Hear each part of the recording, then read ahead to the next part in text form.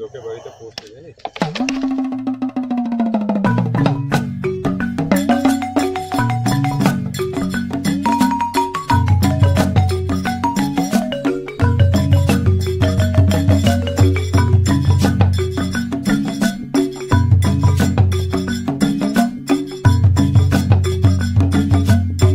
একটা সময় বন্দুকের গুলি, বোমার আওয়াজ, খটখট করে বুটের শব্দ আর বাতাসে বারুদের গন্ধ বেলপাহাড়ি জায়গাটার সঙ্গে ওতপ্রোতভাবে জড়িয়েছিল। তবে আজ সেসব ইতিহাস।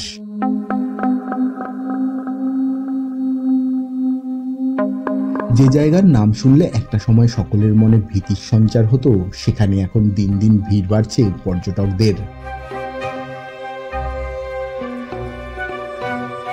আসলে প্রকৃতির অকৃতপণ দানে যে সমৃদ্ধ ঝাড়গ্রাম জেলার বেলপাহাড়ি গ্রামটা, কি নেই সেখানে।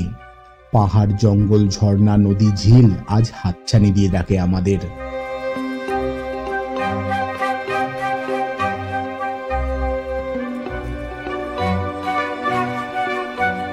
আমাদের দৈনন্দিন জীবনের চরম ব্যস্ততা থেকে অনেক দূরে গভীর সবুজ জঙ্গলের মধ্যে ঝর্ণার জলের শব্দ শুনতে শুনতে মন ভরে ওঠে।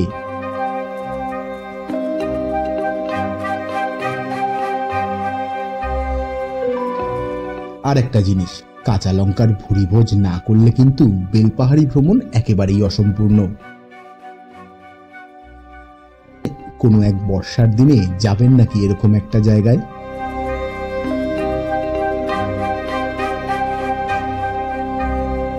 চলুন তাহলে আজ ঘুরে আসি বেলপাহাড়িতে আর মিশে যাই বাংলার গ্রাম্য জীবনের সঙ্গে।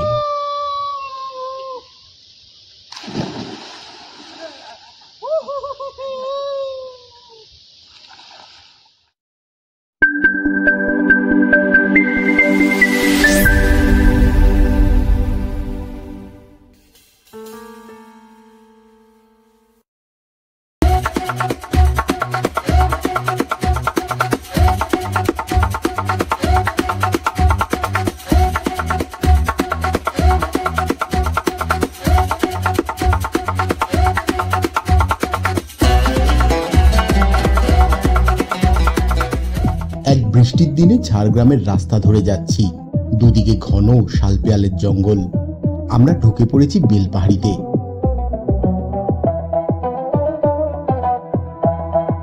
সেদিন আবহাওয়াটাও বেশ ছিল, কিন্তু কখনো বৃষ্টি আবার কখনো ঝলমলে রোদ।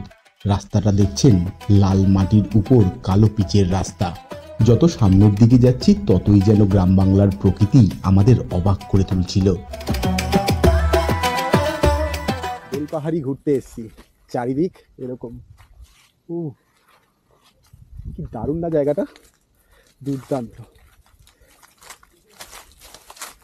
বর্ষাকালে জঙ্গলের মধ্যে এরকম একটা জায়গা, আর বেলপাহাড়ি মানেই তো চারিদিকে নদী, খাল, বিল, জল আর এরকম সব জঙ্গল। জঙ্গলের জন্য বিখ্যাত, অতীত বর্তমান সব কিছু মিলিয়ে। আর সেই জায়গায় বেশ অসাধারণ। বর্ষার ঘোরাটা পারফেক্ট একটা ঘোরা, বন জঙ্গলে ঘোরাটা তো আরও বেশি ভালো লাগে। ফাটাফাটি জায়গা।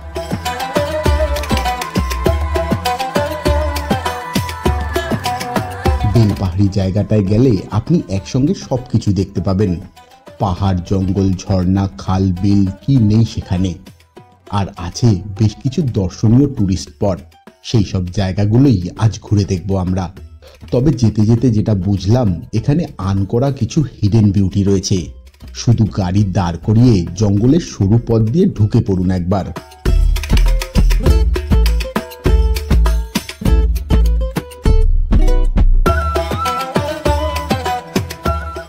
এখন আছি বেলপাহাড়িতে, আর বেলপাহাড়িতে বেশ কিছু জায়গা রয়েছে যেগুলো কিছু নামি রয়েছে, কিছু অনামি রয়েছে।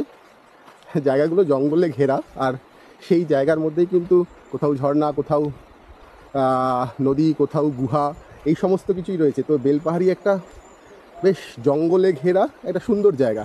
আর সেই বেলপাহাড়িতে একটা দিন কাটানো কিন্তু সত্যি খুব ভালো লাগার মতোই। বেলপাহাড়িটার চারদিকটা জঙ্গলে ঘেরা, অসাধারণ একটা জায়গা।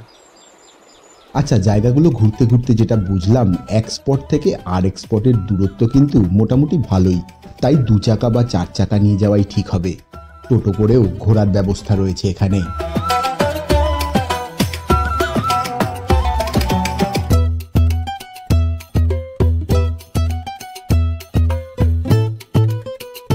পথে যেতে যেতে বেলপাহাড়ি থেকে 16 কিলোমিটার দূরে ধাঙ্গি কুসুম। ঘন জঙ্গলের মধ্যে সুন্দর একটা ঝর্ণা আছে, সেটা দেখব। তবে এই গ্রামটাও কিন্তু বেশ ইন্টারেস্টিং। 130 ঘর আদিবাসীর বাস, আর তারা সকলেই পাথর শিল্পী। পাথর দিয়ে তৈরি করেন থালা, বাটি, গ্লাস সহ নানান সাংসারিক ব্যবহার্য জিনিস। তৈরি করেন মূর্তিও। মানে দূর পর্যন্ত আপনি এগুলো সব বাড়িতেই বানান? কাজ চলছে বাড়িতে, ছেলে বৌমা তারা বানাচ্ছে। এগুলো সব কি পাথরের হয়? এটা হচ্ছে জঙ্গল পাহাড়িয়া পাথর। এই যে এই জঙ্গলে যে পাথরগুলো রয়েছে এই পাথরের? যেখানে গেছিলে সেইখান থেকে গভীর জঙ্গলে 2 কিলোমিটার যেতে হবে। আচ্ছা। আর মাটির 50 ফুট নিচে আছে এরকম বাড়ির দেওয়ালে এরকম পাথর। সেখানে আমাদের হাতড়ি দিয়ে, ছিনি দিয়ে, খন দিয়ে, শাবল দিয়ে কাটিং করতে হবে। এখানে রাত কাজ হবে, বাড়িতে ফিনিশিং কাজ হবে। এগুলো কি আছে? ও আচ্ছা, এই যে তুলে আনা রয়েছে এগুলো লাভ কাজ হচ্ছে। আচ্ছা, ও আচ্ছা আচ্ছা, প্রসাদ দেওয়া। বুঝতে পেরেছি। এবার চলুন জঙ্গলের ভিতর দিয়ে যাই ঝর্ণার দিকে। এখন আমরা এসেছি ধাঙ্গি কুসুম দেখতে। তো মেন রাস্তা থেকে অনেকটাই জঙ্গলের ভিতর দিয়ে নেমে আসতে হচ্ছে। তো সেই নেমে আসার পর অনেকটা মানে কিছুটা নেমে আসতে হলো। নেমে আসার পর ধাঙ্গি কুসুম বলছে একটা ঝর্ণা রয়েছে এখানটায়। এরকমভাবে দেখছি জলের আওয়াজ পাচ্ছি। এখানটায় এরকম জল নিচ দিয়ে যাচ্ছে, তার উপরে একটা পাথরেরই একটা সাঁকো মতো করা রয়েছে, আর এখান থেকে জল যাচ্ছে। এই হচ্ছে জায়গা। তবে এটাই মেন ধাঙ্গি কুসুম নয়, হয়তো আরও কিছু থাকতে পারে। রাস্তাটা ওদিকে চলে যাচ্ছে, আমি ঠিক শিওর নয়, একটু ঘুরে দেখতে হবে। তবে এই জায়গাটাও কিন্তু বেশ জায়গা।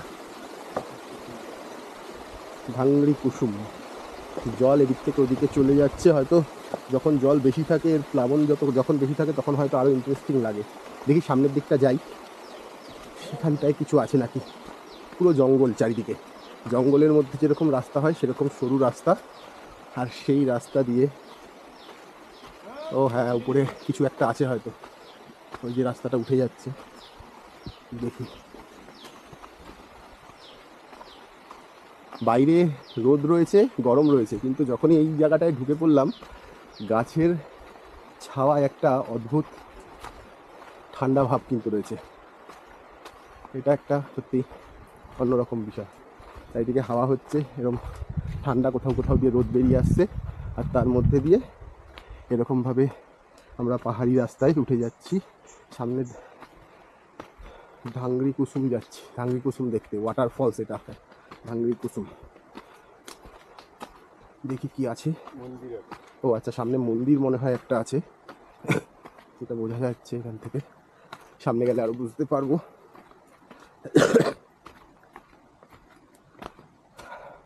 এখানে একটা শিব মন্দির আছে পাহাড়ের উপরে। আচ্ছা, এটাই ধাঙ্গি কুসুম, আর কোথাও যাওয়ার মনে হয় নেই। এখানটায় শিব মন্দির, যাওয়ার রাস্তা রয়েছে নাকি আর? ও আচ্ছা, এখানটায় একটি শিব মন্দির রয়েছে, সবাই আসছি আমরা। ও, ফলসটা ওদিকে রয়েছে। শিব মন্দিরকে পাশে রেখে রাস্তাটা আবার জঙ্গলের ভিতর দিয়ে এবার একটু নিচে নেমে যাওয়া, তারপরেই রয়েছে ফলসটা।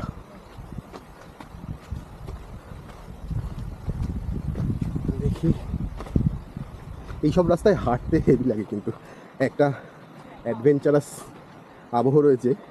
এরকম পাথরের রাস্তা, দুদিকে জঙ্গল, মানে জঙ্গলি গাছ, হাঁটতে হাঁটতে গায়ে লাগছে, আর তার মাঝখান দিয়ে হেঁটে যাওয়া। সামনে ঝর্ণার জলের আওয়াজ আসছে, আর এখানে প্রচুর টুরিস্ট আসে। সেরকমই কিন্তু এলাকার লোকজন, বাইরের লোকজন এখানটা দেখছি রয়েছে। কোন দিকটা? এদিকটা দাদা? ও এদিকে, আচ্ছা, এদিকে বড়টা। আচ্ছা, ও ওদিকে এরকমভাবে ঘুরে আসা যায়। ও চলো দেখি, এদিক দিয়ে গিয়ে ওদিক দিয়ে ঘুরে আসা যায়।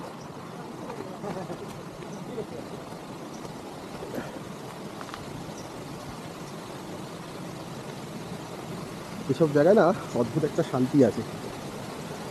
একেই তো জঙ্গল, গাছপালার মধ্যে থাকা, একটা ফ্রেশ নিঃশ্বাস পাওয়ার একটা জায়গা যেরকম, তার সঙ্গে একটা শান্তির জায়গা, আর সামনেই ঝর্ণা। এই তো বাহ, এসে গেছি আমরা একেবারে ঝর্ণার সামনেটাই। এই হচ্ছে ধাঙ্গি কুসুম। বাহ, এই হচ্ছে ধাঙ্গি কুসুম। দেখো দেখো,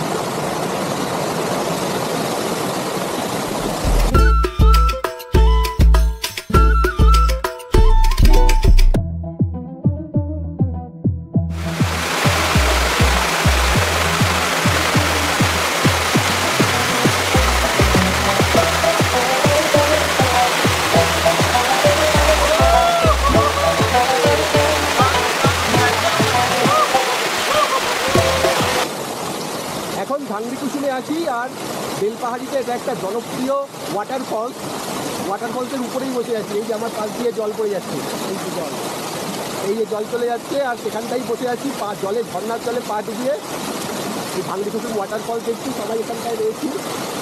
জায়গাটা কিন্তু বেশ সুন্দর, বাইরে রোদ থাকলেও এই জায়গাটা কিন্তু একটা খুব ঠান্ডা জায়গা, এবং কারণ চারিদিকে এত গাছ আর তার মাঝখানে এরকম একটা ঝর্ণা, তো জায়গাটা কিন্তু একটা বেশ শান্ত, তার মধ্যে ঝর্ণার জলের আওয়াজ আর একটা খুব ঠান্ডা লাগা, মানে খুবই শীতল একটা জায়গা অনুভব হচ্ছে। বাইরের গরম থেকে আসলে পরে না এখানে একটা সত্যি খুব শান্তি ফিরে পাওয়া যায় এখানে।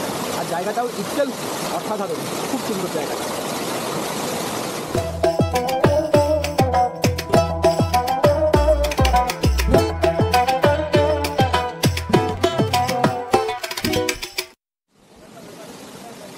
এই এলাকার ভাঙড়ি কুসুম এলাকার চারপাশটা, অর্থাৎ জলটা যেদিক দিয়ে আসছে সেদিকটা একটুখানি দেখি। এখান থেকে একটা পাথুরের রাস্তার মতো রয়েছে, এই যে এখানটাও একটা জলের ধারা এখান থেকেও নেমে আসছে, এখানে একটা ঝর্ণার মতো হয়ে রয়েছে। এটা ছোট, আগেরটা বড় ছিল। তো এই হচ্ছে জায়গা, বেশ কিন্তু বেলপাহাড়িতে এটা একটা জনপ্রিয় টুরিস্ট স্পট, ভাঙড়ি কুসুম।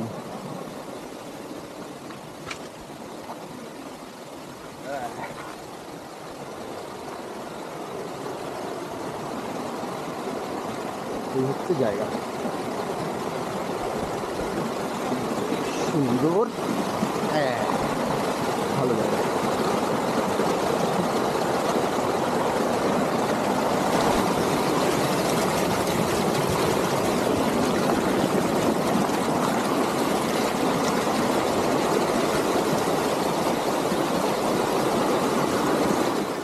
এবার যাব লালজল গুহা দেখতে, যেখানে প্রকৃতির সঙ্গে মিশে রয়েছে ইতিহাস। বেলপাহাড়ি থেকে বাঁশপাহাড়ির রাস্তায় 19 কিলোমিটার গিয়ে ডান দিকে লাল পাথুরে মাটির রাস্তা ধরে 2 কিলোমিটার গেলেই লালজল গ্রাম। চারিদিকে পাহাড়ে ঘেরা এই গ্রামের পশ্চিমে দেও পাহাড়ে রয়েছে আদিম মানব গুহা। হ্যাঁ, এখানেই রয়েছে আদিম মানব গুহা সহ বহু প্রাচীন নিদর্শন। প্রত্নতত্ত্ব গবেষকদের ধারণা, কয়েক হাজার বছর আগে লালজলই ছিল প্রাচীন সভ্যতা ও সংস্কৃতির একটা সমৃদ্ধ ক্ষেত্র। এখানকার ঝর্ণার জল সামান্য লালচে, তামা আর লোহা মিশ্রিত জল বেশ সুস্বাদুও।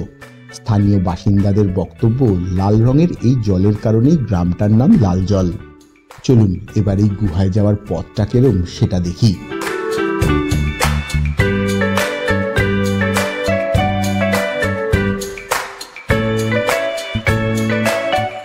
এখন দাঁড়িয়ে আছি লাল জল গুহার সামনে। আমার সামনে রয়েছে ঠিক ওদিকে লাল জল গুহা।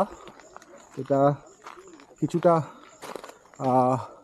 বেলপাহাড়ির কাছাকাছি একটা জায়গা, কিছুটা উঠে যেতে হচ্ছে, এবং সামনে দেখতে পাচ্ছি পাথরের মতো কিছু আছে, তার মধ্যেই হয়তো গুহাটা। দেখি, চলো।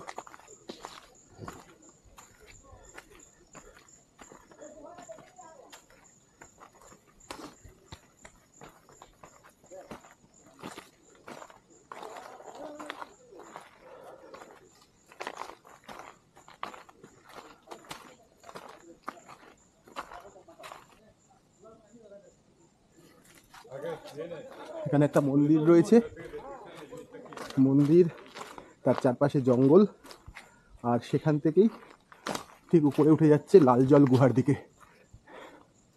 ছোট্ট একটুখানি, কিন্তু বেশ ব্যাপারটা দেখতে কিন্তু বেশ ভালো লাগছে। এখন দেখি ভিতরটায় কি আছে এই গুহার ভিতরে।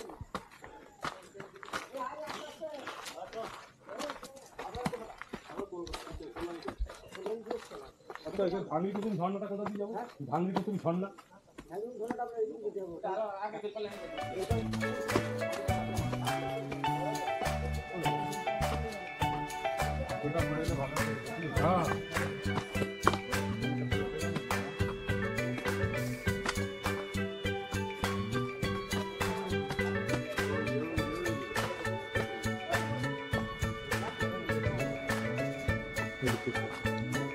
এখান থেকেই গুহাটা। ও আচ্ছা আচ্ছা, চলে এসছি এখন ঠিক গুহার মুখে। আমার সামনে এখন এই গুহা তীরচিহ্ন দিয়ে দেখানো আছে, এই হচ্ছে গুহা। আচ্ছা, ব্যাপারটা এরকমই। বুঝলাম। আচ্ছা, আমি এখন ঠিক গুহার ভিতরটায় বসে আছি। বলছে নাকি আদিম মানুষরা এখানটায় বসবাস করতো। আমি এরমভাবে বসে আছি, হয়তো এরমভাবে বসতো কিনা জানি না, এখানটা এরমভাবে শুধু কিনা, তবে এটাকে এরকমই কিছু একটা বলা হচ্ছে। জায়গাটা কিন্তু খুব ডিফিকাল্ট এখানে থাকা।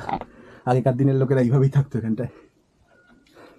চারপাশটাও অসাধারণ, চারিদিকে জঙ্গল, জঙ্গলের মাঝে ছোট্ট এই গুহা, খুব ভালো।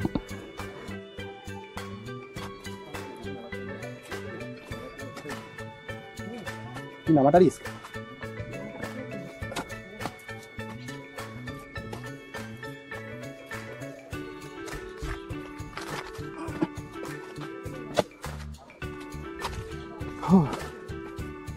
হ্যাঁ, একেবারে গুহার উপর উঠে গেছি। বাহ, এখান থেকে দারুণ তো, একেবারে গুহার উপরে। এই দেখো চারিদিক, অসাধারণ। এটা ভিউ পয়েন্টের মতো হয়ে গেছে এখানটায়, খুব ভালো একটা ভিউ পয়েন্ট, কার্যত বেশ সুন্দর। আমাদের পরবর্তী গন্তব্য ছিল গাডরাসিনি পাহাড়।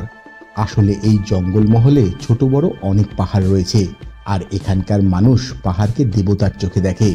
জঙ্গলমহলের মানুষের কাছে পাহাড় স্রেফ পর্যটন নয়, পাহাড় তাদের আশ্রয়, রক্ষাকর্তা, রুজিরুটিও। তাই তো প্রতি বছরই আষাঢ় মাসে পাহাড় পুজো হয় জঙ্গলমহলে। তাই গাডরাসিনি পাহাড়েও রয়েছে বেশ কিছু মন্দির, কিন্তু আমরা সেখানে আর পৌঁছাতে পারিনি, কারণ বর্ষায় এই সরু মাটির রাস্তার অবস্থা খুবই খারাপ ছিল। তাই অর্ধেক রাস্তাতেই গাড়ি ঘোরাতে হয় আমাদের। তখন বুঝতে পারলাম বর্ষায় এখানে বাইক নিয়ে আসাটাই ভালো। যাই হোক, ফেরার পথে রাস্তায় দেখি তাল পড়ে রয়েছে। গাড়ি থেকে নেমে জঙ্গলের ভিতর ঢুকে পড়লাম তাল কুড়াতে। সেই দেখে এক গ্রামবাসীও এসে সাহায্য করলেন আমাদের। তাল আছে এখানে, ওই যে গাছে তাল। দাদা গেছে তাল দেখতে, চলো দেখা যাক।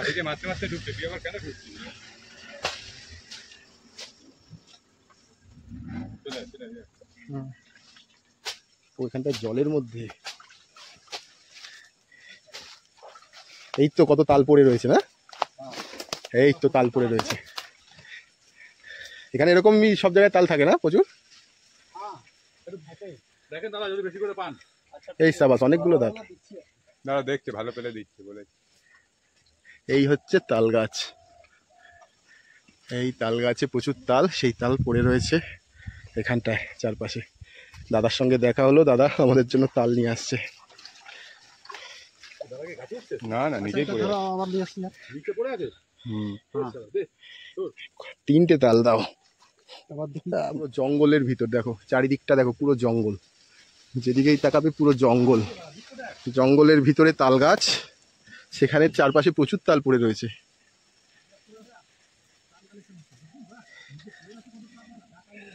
জায়গাগুলো এরকম।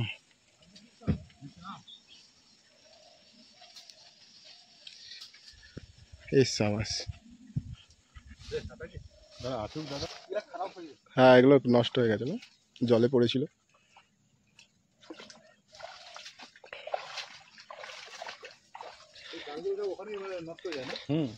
আস্তে এসো, চলো চলো।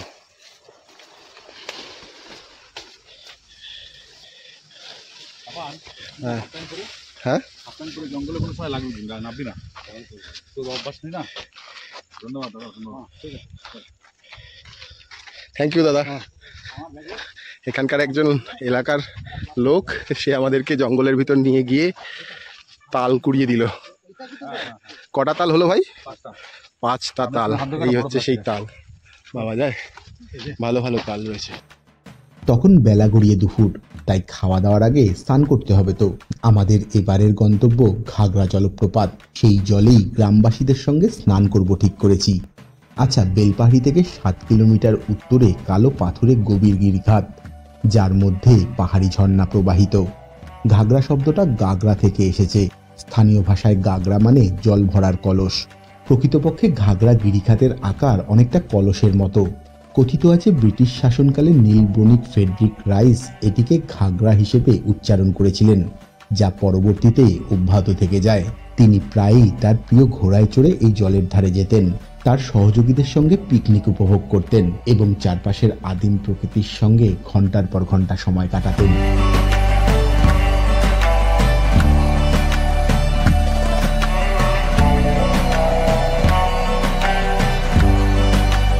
আচ্ছা, এরকম একটা জায়গায় স্নান না করে হয় বলুন তো?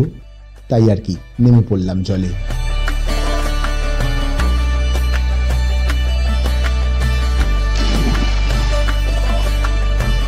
আচ্ছা, এখন এসছি বেলপাহাড়িতে, এখানটায় ঘাগরা জলপ্রপাত। দুপুরবেলার সময় জল দেখেছি, তাই জলে নেমে পড়ব, স্নান করেই উঠব। ঘাগরা জলপ্রপাত, এই হচ্ছে ঘাগরা জলপ্রপাত। ওদিকটা মনে হয় ডিপ, ভয় পাচ্ছি বলে একটু দূরেই নামার চেষ্টা করছি। এদিকটা নামতে বললো তো, আর ওদিকে? আচ্ছা, জায়গাটা এরকম।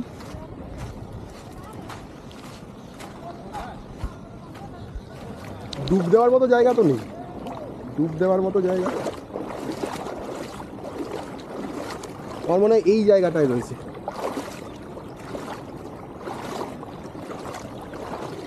এ মাছ,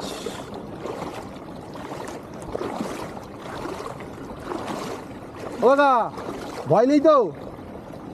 স্নান করবো এখানে, অসুবিধা নেই তো? ওখানে যাবো, ওদিকে যাবো?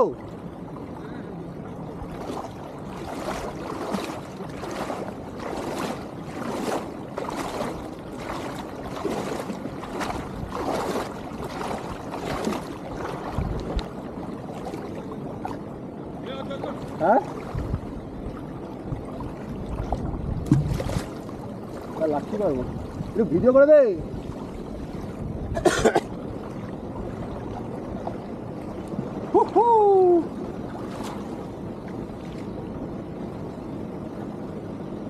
দারুন দারুন গেল।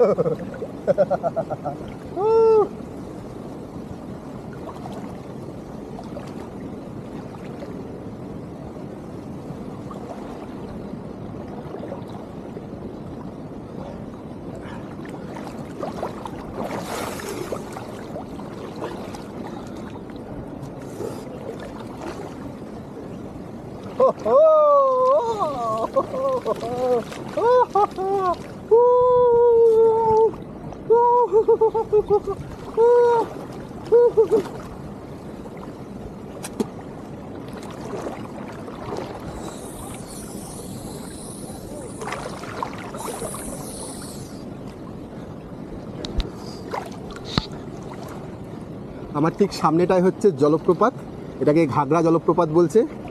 আর জলপ্রপাতের সামনে এখানটায় স্নান করছি।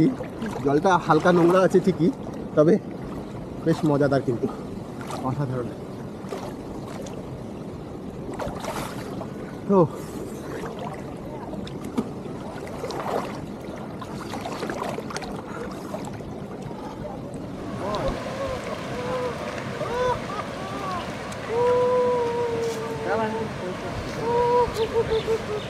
ঘাগরা ওয়াটারফল, এখানটায় জলপ্রপাতটা রয়েছে আর তার সামনে স্নান করলাম। জলটা হালকা নোংরা ঠিকই, তবে জায়গাটা যা সুন্দর, আর এখানটায় স্নান করে একটা অদ্ভুত শান্তি আছে। ঠান্ডা জল, বেশ শরীর চনমনে হয়ে গেল।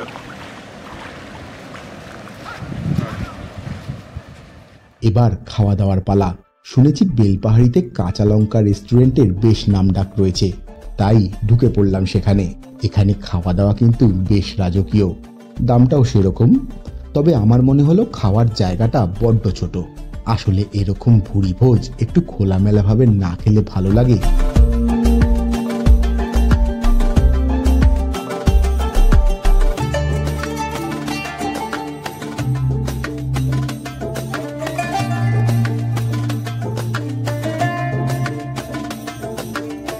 যাই হোক, বেলপাহাড়িতে কিন্তু অনেক কিছু ঘোরার জায়গা রয়েছে, যা একদিনে অসম্ভব।